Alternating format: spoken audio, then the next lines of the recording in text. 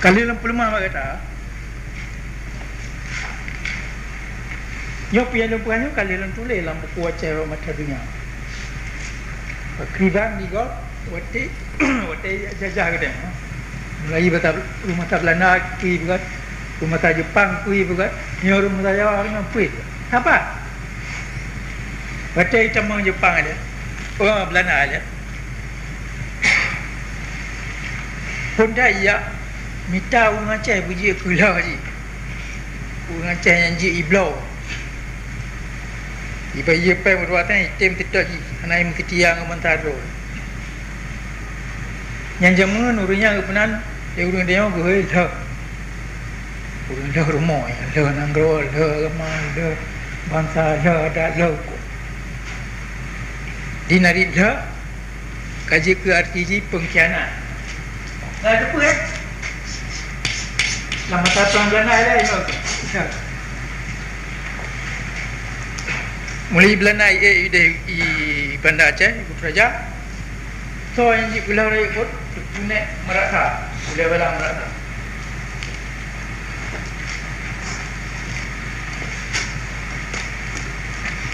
Banyak mendamai, puyam damai dah, merah. Betul. Raja yang belum kerja rom tu yang kerja merah. Kerja pergerakan Belanda yang kaya yang pegawai je. Boleh urang dia kebunan ya, punya masa yang dah pun ni pada aja. Olian yang paling mati bak. Lalu yang kedua. Olian ramai-ramai lalu jumlah itu. Kupui Belanda urangnya. Menyana dah anak jaro kecil lang kawan urang Aceh hang kemai putan le urang Aceh anai di pura tiag dia lampi launya ingui ku taro jaro ji ya oleh urang pegawai nanggro Aceh paling perang boleh belang nya minyak tidak Belanda yang kaya ibunan dalam masa Belanda dia selaf berstewardess kaji kerajaan bibinya orang yang perintah pada mungkin apa nyai punya pegat dalam masa Belanda ibunan selaf berstewardess dia nang Aceh bagi tertun 16 bo boleh belang oleh yang kaya itu 16 itu raja-raja self steward. Artinya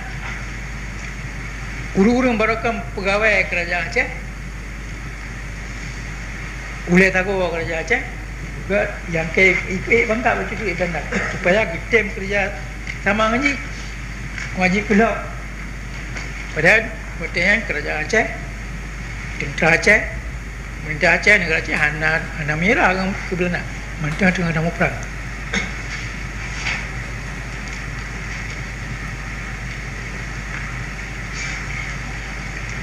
Boleh?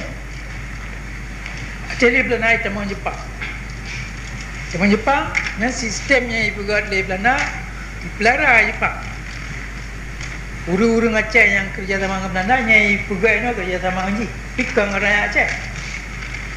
Jadi kata-kata self-besteward pemerintah kedua tukar ngembata Jepang dia ke Sunco. Nah, apa yang ada dia?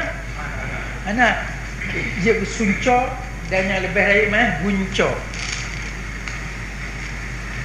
Oleh kerana kita mahu jawab yang sistem penjajahan Belanda, sistem penjajahan Jepang ingui dia jawab kalau orangnya itu kanan yang Sunco kayak tukang bahasa Jawa ni juga gantongan camat Guncak yang kayak tukang dengan bupati nah apa ya kalau pilih dalam kuat je kayak macam jadi punya ipunan bupati orangnya ipunan camat orangnya sama dengan Sunco dengan Gunco cor dalam mata penjajahan Jepang sama dengan self bestudent di mata penjajahan Belanda. Artinya awaknya juga mengandung pengkhianat. Nak tak? Kayak apa yang balik-balik nak? Tapi hakikat ni nya awak dah yang mendukung kayak tukar-tukaran. Gimana lagi nya?